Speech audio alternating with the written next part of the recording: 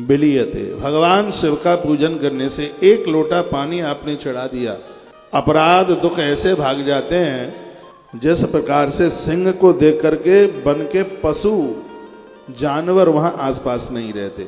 ये वही मानुष मासत मुखम संतानतः सुखम तेन पूज्यो महादेव सर्व कामार्थ साधका। अब ये दादा लोग सुन लें, जो बुढ़ापे में अपनी संतान का सुख चाहते हैं वो आज से ही भगवान महादेव की पूजा आरंभ कर दें। अपनी पूजा में भगवान शिव को वह जोड़ लें।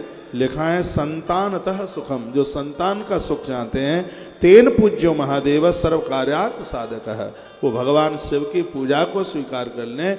भगवान महादेव की पूजा उनके बुढ़ापे को नहीं बिगड़ने देगी, ऐसा वर्णन रुद्र संहिता में किया गया। किसी भी प्रकार का कष्ट है, शिवलिंग के ऊपर चढ़ाया गया पानी सभी बीमारियों को समाप्त करता है। रोजाना 3 बार आचमन की, भगवान का चरणोदक 3 बार ही आचमन किया जाता है।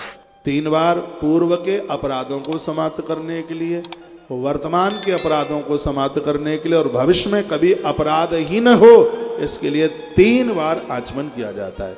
और उसमें बोला जाता है केशवाय नमः, माधवाय नमः, नारायणाय नमः, ये बोला जाता है 3 बार।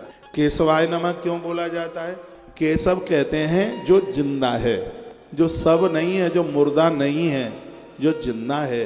भगवान की कभी मृत्यु नहीं होती, इसलिए उनका नाम केशव है। बहुत ध्यान से सुनिएगा, वो कभी मरते नहीं हैं, उनकी कभी मृत्यु नहीं होती, इसलिए उनको केशव कहते हैं। और जिन्होंने मौत को जीत लिया है इसलिए उसको मृत्युंजय कहते हैं।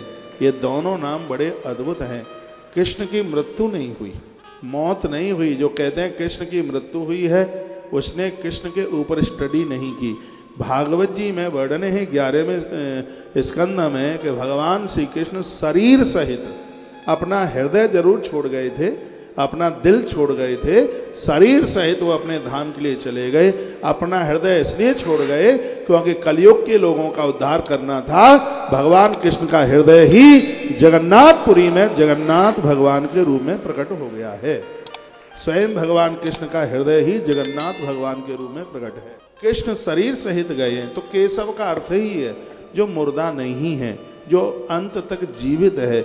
जिस समय हम केशवाय नमः बोलते हैं तो भगवान को कहते हैं, हे प्रभु आपने हमें अमर कर दिया है, आपकी कृपा से ही हम जिंदे हैं, तुम्हारा नाम लेकर के हम अमृत पान कर रहे हैं। भगवान के का चरणोदक अमृत तुल्य होता है। प्रभु को हम कहते हैं कि हे प्रभु मेरा जीवन स्वस्थ बना रहे, केशवाय नमः बोलकर हम आचमन करते हैं।